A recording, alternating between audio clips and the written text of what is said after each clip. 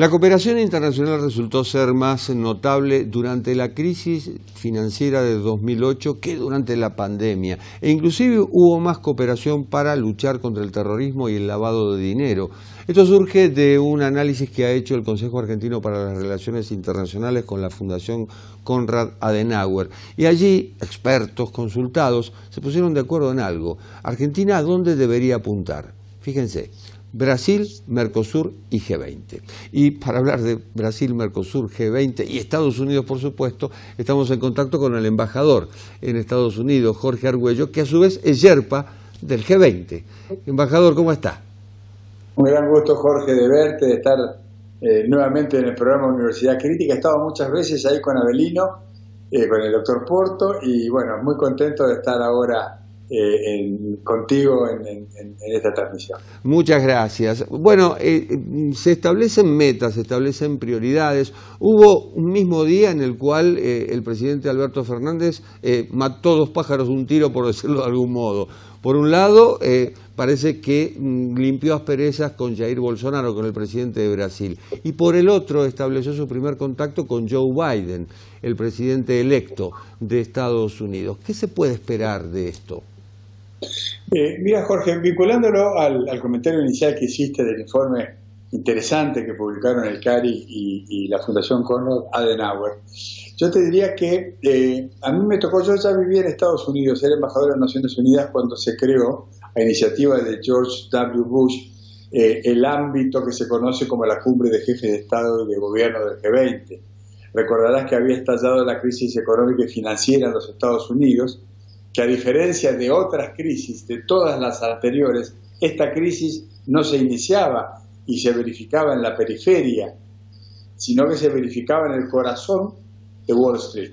Esto hizo que el presidente Bush echara mano a algo que se llamaba el G20, que era un ámbito que reunía a los ministros de Finanzas y a los gobernadores y presidentes de los bancos centrales solamente, y convocó a los jefes de Estado y de Gobierno a Washington. Esa reunión se hizo en noviembre del año 2008, de esa reunión participó Cristina Fernández de Kirchner, y desde entonces la Argentina ha participado en todas las reuniones. Y la verdad es que el comentario o el informe que recién leías del CARI es correcto.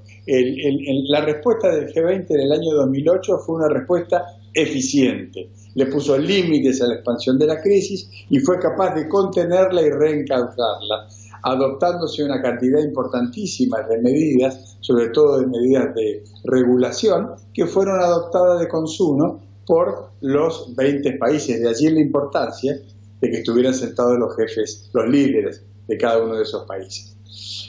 Ahora yo estuve en Buenos Aires acompañando al presidente Alberto Fernández, asistiéndolo en mi capacidad de sherpa del G20 en la cumbre que tuvo lugar en Arabia Saudita, que fue una cumbre virtual. Esta cumbre, yo diría que está por verse el resultado, las consecuencias organizativas de la misma, porque están directamente vinculados a la pandemia, y dentro de la pandemia a la palabra o a la noción de cooperación y solidaridad que mencionan en el informe. Digo que está por verse porque en las próximas semanas va a empezar a verificarse la aparición de distintas vacunas para el COVID-19. Y al contrario de lo que el sentido común indica, que uno podría pensar, bueno, la vacuna es el punto de llegada, salimos de la crisis, en realidad yo tiendo a pensar que es el punto de largada, el punto de salida, porque ahí es donde se va a poner a prueba la verdadera envergadura del G20 y de la comunidad internacional a la hora de definir el acceso a esa vacuna. ¿Va a ser solamente para los países que la patentan? ¿Va a ser solamente para los países que la pueden financiar? ¿Va a ser bueno, ahí se abren una cantidad de incógnitas y de preguntas que todavía no tienen respuesta, pero que sin lugar a dudas van a poner a prueba el sistema internacional. ¿Qué expectativas hay en Estados Unidos?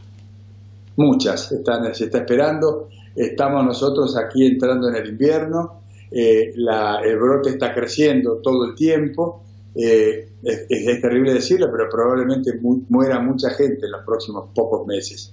Los anuncios dicen que para fines de diciembre, entonces después de Navidad, se empezaría a vacunar se va a empezar a vacunar a personal de salud, a personal de las fuerzas de seguridad, pasarán luego a las franjas sociales más sensibles, más necesitadas, y así se irán ampliando.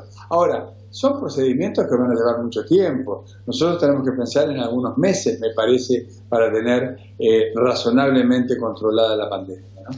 Sí, la vacuna no es el tratamiento, que es justamente lo que nos podría llevar a relajarnos, pero en algunos casos se interpreta como la solución.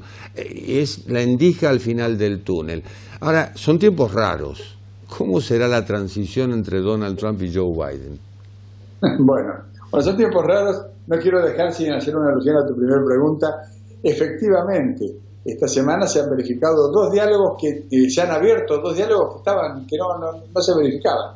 Uno con Joe Biden por parte de Alberto Fernández, que bueno, Biden no había sido todavía electo presidente de los Estados Unidos, de manera tal que no había comunicación. Y la otra comunicación que se inauguró y que yo creo que nos permite esperanzarnos porque significa o implica la emisión de una señal muy positiva, es el diálogo personal y directo entre el presidente Alberto Fernández y Jair Bolsonaro en ocasión del 35º aniversario de la creación del Mercosur. Yo creo que son dos conversaciones telefónicas que tuvo el presidente argentino muy positivas y que nos permiten sobre todo elevar la mirada y empezar a programar acciones de consumo, tanto en el espacio del Mercosur con nuestro principal socio económico y comercial, que es Brasil, cuanto con los Estados Unidos de América, que están abriendo evidentemente una nueva etapa a partir del mediodía del día 20 de enero de 2021, que es cuando formalmente tomará los atributos del poder el presidente electo Joe Biden. ¿Es posible rever algunas decisiones del gobierno de Bush, como por ejemplo la designación del presidente del Banco Interamericano de Desarrollo, que por primera vez desde 1959 no es latinoamericano? Bueno, en principio se han cumplido los pasos formales. Ustedes saben que la Argentina no acompañó esa decisión y tratamos de impedirla en realidad. Pero lo cierto es que se han cumplido con los pasos formales y por primera vez en la historia del Banco Interamericano de Desarrollo, desde su creación, como bien decías, un ciudadano norteamericano lo preside. ¿Por qué digo esto de la primera vez? ¿Por qué es interesante tu pregunta? Porque después de la Guerra Mundial, la Segunda Guerra Mundial, o sobre fines de la Segunda Guerra Mundial, en 1944, se reúnen muchos países en un complejo hotelero que está aquí cerca, en New Hampshire, que se llama Bretton Woods. En ese lugar, los representantes de los países, de las potencias victoriosas de la guerra, diseñan la arquitectura económica y financiera del mundo de posguerra. Allí nace el Fondo Monetario Internacional, allí nace el Banco Mundial, allí nacen una serie de instituciones financieras. Y desde entonces hay como una suerte de acuerdo tácito. O sea, es un acuerdo no formal, no escrito, pero que siempre se ha respetado a rajatabla hasta este año. Y ese acuerdo dice que un europeo va a presidir el Fondo Monetario Internacional, que un estadounidense va a presidir el Banco Mundial y, luego de creado, que un latinoamericano iba a presidir siempre el Banco Interamericano de Desarrollo. Bueno, esta tradición se respetó siempre hasta el año 2020, en que, por voluntad, en realidad hay que decirlo, de la mayoría de los países miembros del BID, se tomó una decisión diferente. Así que yo no me animo a aventurar qué va a pasar a partir de la asunción del presidente Biden. Habrá que ver, habrá que esperar y ver los hechos en realidad. Pero en la práctica, hoy, el banco está presidido por un americano. Hay un punto crítico en América Latina que es Venezuela. ¿Puede cambiar la posición argentina respecto de Venezuela? No, porque nosotros no vamos a dejar de buscar una salida razonable, pacífica, en paz, que nos permita, por una convocatoria de elecciones amplias, libres, sin proscripciones, donde todos puedan participar. Yo creo que con la llegada del nuevo presidente a la Casa Blanca se abre una instancia nueva, habrá que esperar y ver. Allí ya entrarán en contacto las cancillerías y veremos de qué manera estos dos países, Estados Unidos y Argentina, que con miradas distintas y tal vez con senderos distintos hemos estado todo el tiempo procurando el mismo resultado en esa crítica situación que se verifica en Venezuela, vamos a ver si podemos encontrar una fórmula que nos permita cumplir ese objetivo tan deseado para todos en realidad. Biden dijo que continúa la política con China prácticamente igual, la guerra comercial, la guerra tecnológica, y China se ha convertido en el principal socio comercial de la Unión Europea. Argentina tiene vínculos con China, al igual que Brasil. ¿Cómo se maneja, cómo se balancean ambos contendientes en este caso? Bien, yo creo que esto hay que manejarlo con razonabilidad, privilegiando el interés nacional. Cuando nosotros hablamos de este tipo de pulseadas internacionales, estamos hablando de intereses. Entonces nosotros tenemos una primera obligación, que es defender el interés de nuestro país, el interés de nuestra región. Para eso yo soy partidario de evitar caer en falsos dilemas. Por ejemplo, el falso dilema de tener que optar entre China o los Estados Unidos. Creo que nuestro país, y creo que el Mercosur, y de hecho lo viene haciendo, puede tener un diálogo y puede comerciar y puede acordar cuestiones con estos dos países hegemónicos. Y me parece que además es lo que más nos conviene. Tener un diálogo razonable, maduro, responsable, preservando siempre el interés del país y de la región. Te preguntaba por la transición, y más que todo porque, evaluando la relación Argentina con el gobierno de Trump, Argentina con el futuro gobierno de Biden, que va a ser muy parecido al gobierno de Obama, hay muchos funcionarios de Obama en el gabinete designado. A mí me parece que en la relación no nos ha ido mal con ninguno de los dos.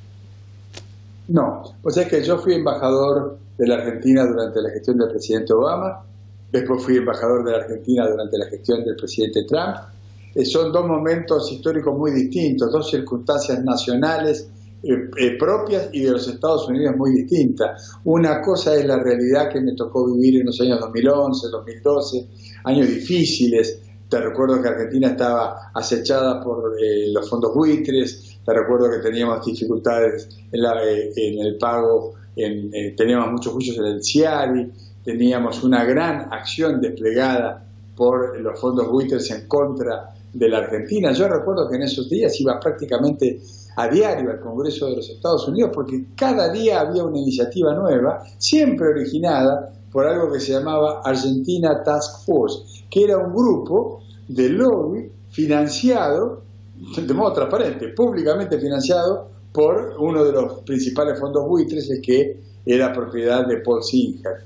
Bueno, la realidad con la que me encontré a mi llegada a los Estados Unidos este año, presentando mis cartas credenciales con Donald Trump, fue distinta. Ya nosotros estábamos embarcados en salir de la situación heredada en materia de deuda externa, lo logramos después de varios meses exitosamente. Para ello contamos con varios apoyos, ¿no? Pero lo cierto es que el primer gran tramo que teníamos en materia de endeudamiento externo ha sido exitosamente superado, con un 99 y pico % de adhesión por parte de los acreedores privados. Ahora estamos iniciando una segunda etapa que tiene que ver con el crédito contraído por la Argentina durante la gestión del presidente Macri en el año 2017-2018 por el Fondo Monetario Internacional, el crédito más grande otorgado en la historia del Fondo Monetario, que fue otorgado en esos años a Argentina y que ahora hay que pagar. Así que hace un mes y medio más o menos recibimos en Buenos Aires la visita de una misión exploratoria del Fondo Monetario.